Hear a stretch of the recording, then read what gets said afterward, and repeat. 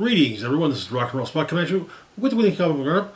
We've got a decently sized haul of DC books this week. Haven't been wasn't able to pick up any of this week's Image books, sadly.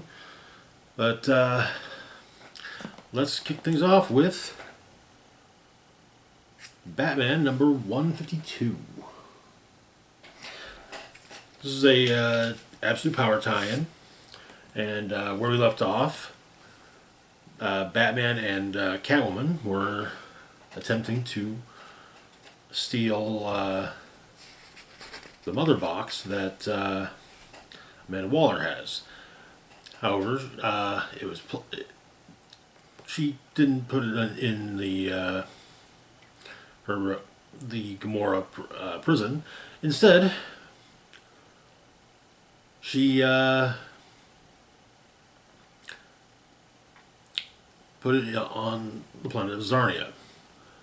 But it was behind a boom tube, so. But, yeah. Bat and Cat have come upon some resistance from the Suicide Squad. So, while Batman deals with Deadeye and Gunsmith, as well as Bizarro, well, Catwoman tries to steal the mother box and has to deal with Black Alice.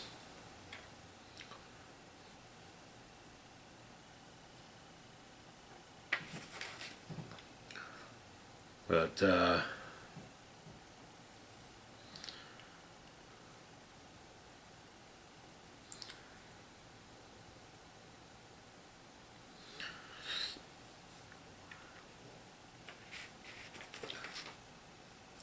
Batman manages to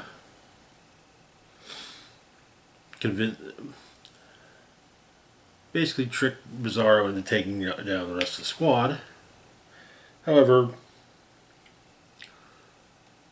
Bizarro also knocks him out.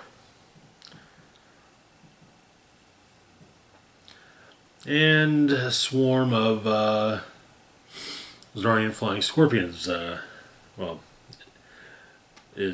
becomes a bit of a problem, especially for the squad. But Batman and Catwoman manage to get the mother box, but the boom tube has closed.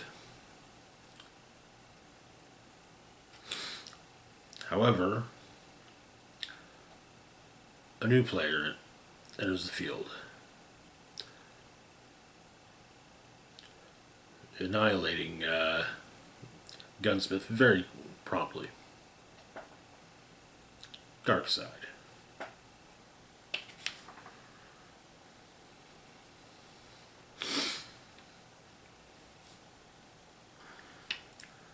And the Batman manages to activate the mother box and get back to Earth, and he basically points out that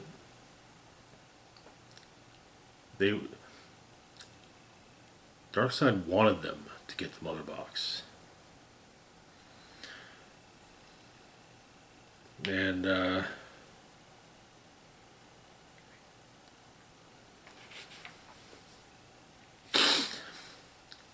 this part of the issue ends with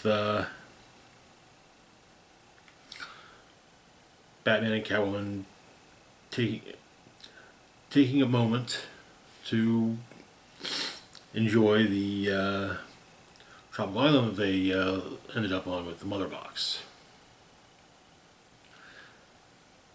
It turns out to be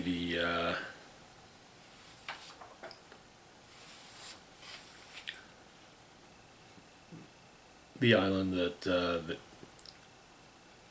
where they spent time together before City of Bane.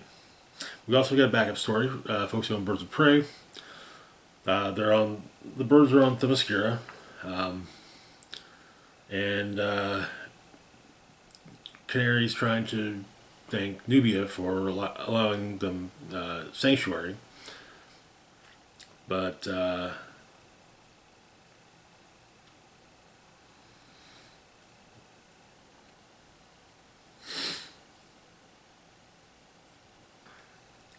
and Nubia kind of points out that maybe Zealot, who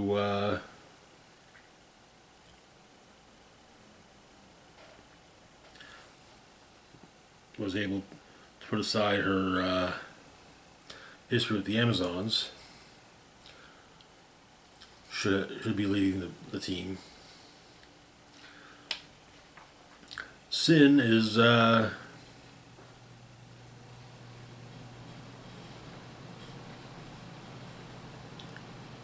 of sort of bonding with Magira over and looking more into Magira's past. Barda shows up, arrives on the island, sadly depowered, but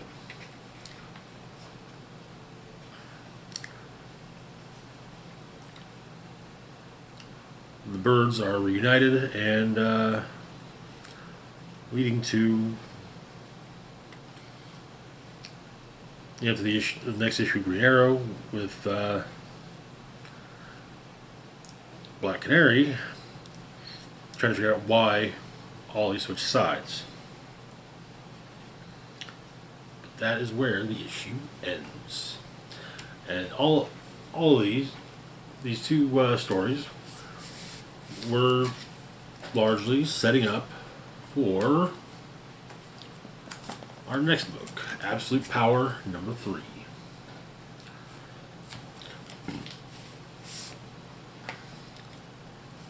So, last month's Green Lantern showed that the heroes had taken refuge on the Mascara. But the issue opens in Gateway City. Hawkgirl's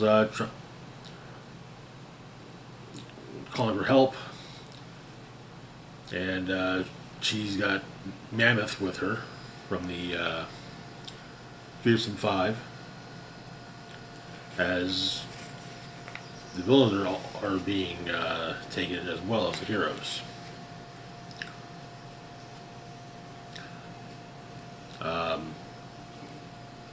Failsafe, Brainiac Queen, and Waller are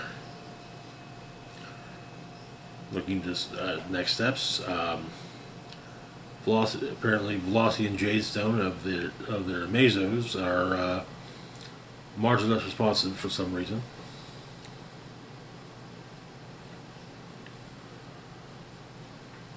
The heroes are arriving on the Mascara. And Nightwing is working on a plan.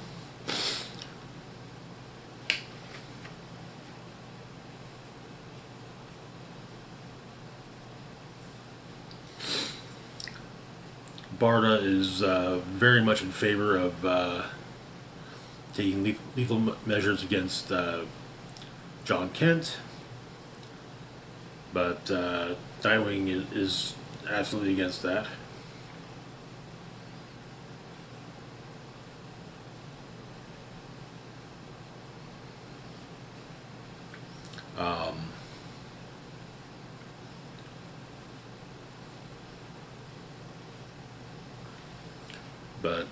Yeah, Nightwing is not gonna make a plan to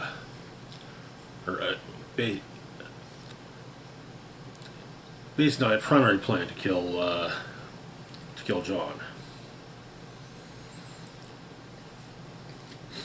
Barton says that they'll deal with John Nightwing's way, provided he has one. And whatever blood he spills is Nightwing's to account for. But plans are made, and well, basically, Green Lantern distributes the tech that he stole from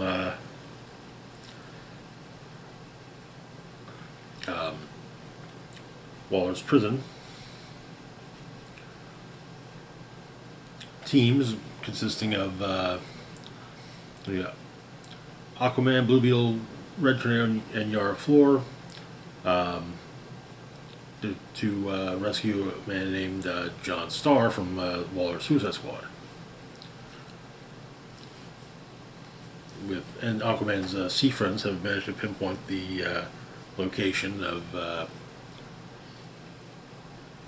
Waller's base. Beetle can ID Starr, but they need him here no matter the cost. Donna Troy is on guard in case John finds the island. While Amazonian weapons wouldn't hurt either. And the rest of them follow up on distress signals for many other heroes still in the field, such as the one from Hawkgirl.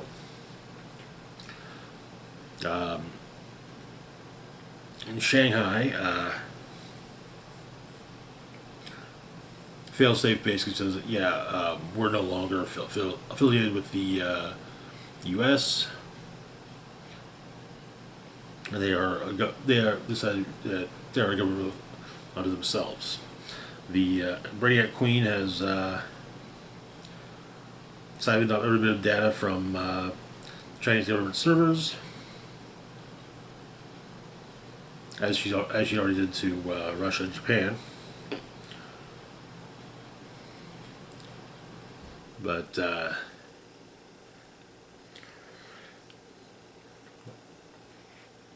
dirty secrets could be made not so secret.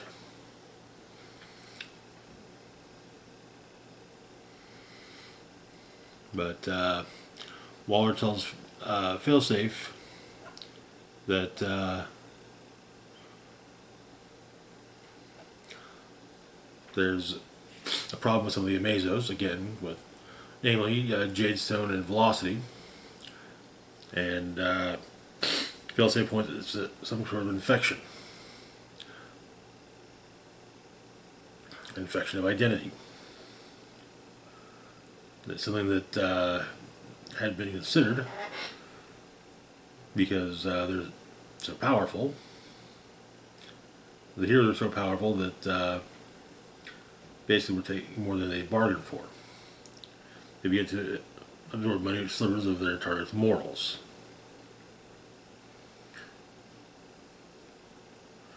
And to reboot all of them, which won't take more than an instant, but just enough of an instant for Flash to escape from, to evade Velocity.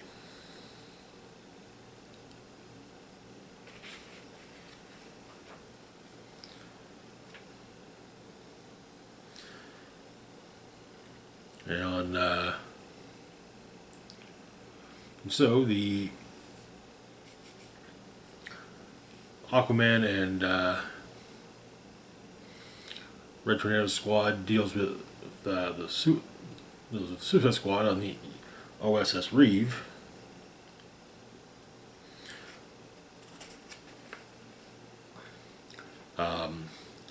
Using a Black Mercy to bring down Bizarro, but they find Time Commander John Starr,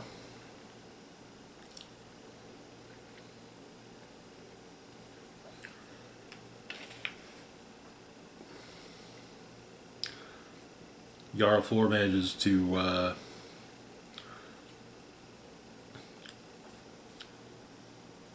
take down Black Alice, basically punching her in the back of the head. Deadeye manages to put a bullet through Red Tornado's head, however.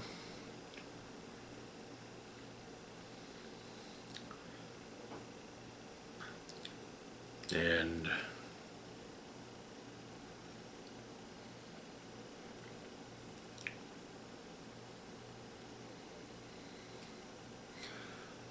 new heroes are popping up. Green Arrow stating that, they get the old guard inspires the new guard.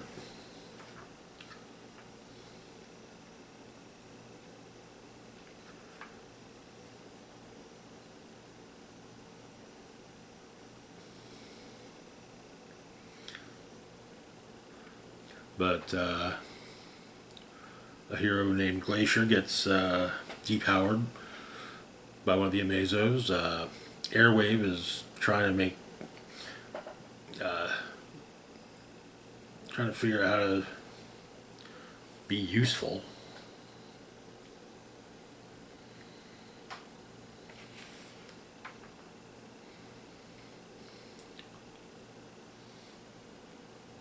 And Brainiac Queen has managed to hack Red Tornado and get the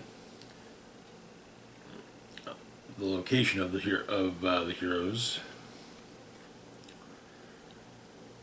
and get that to do John Kent, who attacks the Mascara.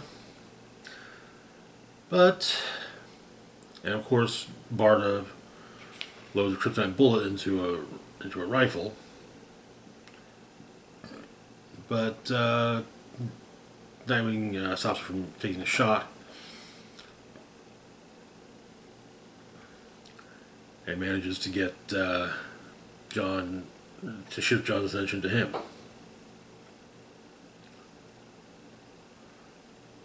But he had a plan. Get John to set foot on the island, which he set foot on the ground uninvited, springing a trap. The island is fused with magic, and right now every bit of it is being focused on John Kent, purging his system of the Brainiac Queen circuitry.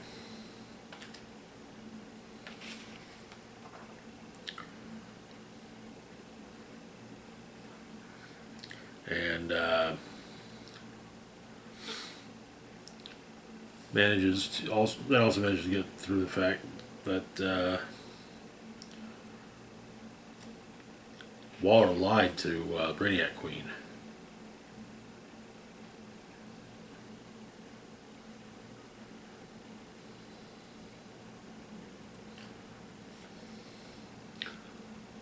But Brainiac Queen gets hit with a mother box and sent to Pluto by a boom tube.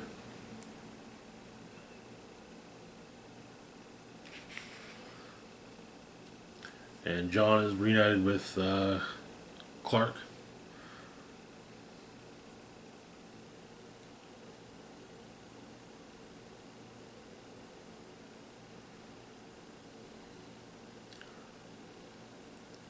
But apparently Barry's showed up and he's got schematics. Or Wally showed up with schematics for the Amazos.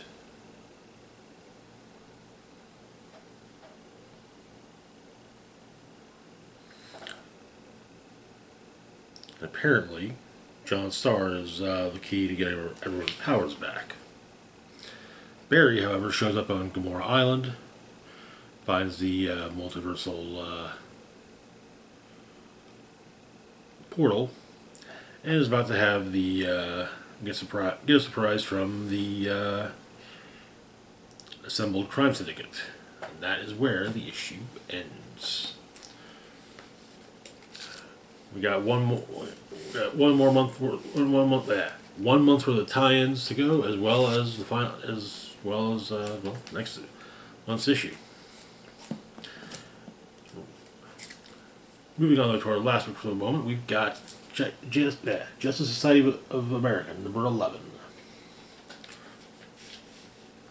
Not tying in with Absolute Power, but the JSA had apparently recruited a young Mordru to basically prevent him from becoming a villain. That didn't sit well with the Legion of Superheroes, and so the Legion of Superheroes and the JSA have come to blows.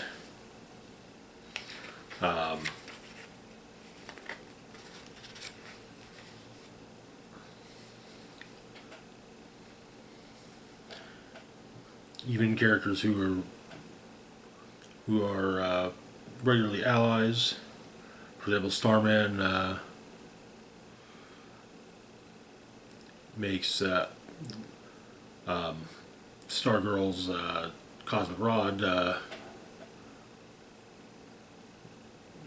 heavy enough for it to sink into the ground.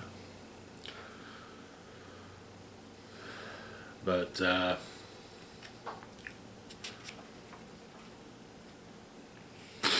Dr. Fate shows up with a Legion of Substitute Heroes, explaining there's a traitor in their midst.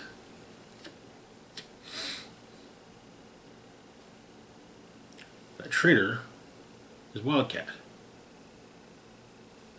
She is, in fact, Eclipso. And Eclipso rips apart Yolanda's body and to form his own.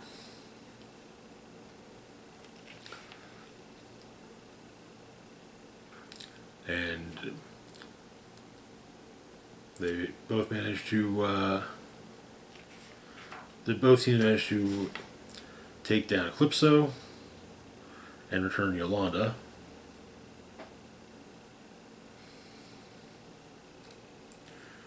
But a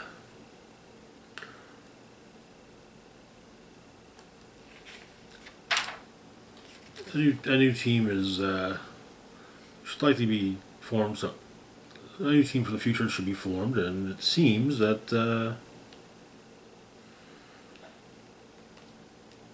there's a new Justice Society in the future.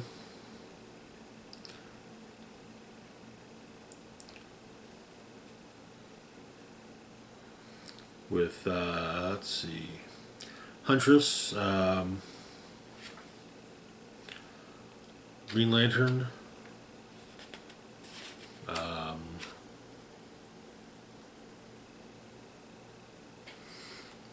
Mordru,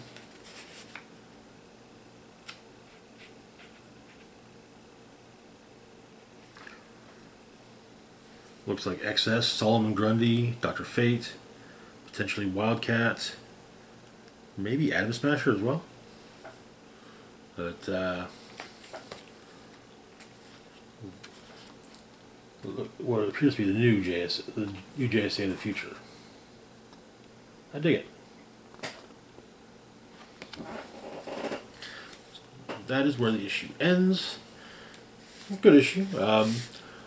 We are coming up on the 12th issue, which will be the final issue of this run, leading to a new JSA run, not being written by Jeff Johns, for the first time in quite some time. So I believe that's going to be coming next month. We'll see though.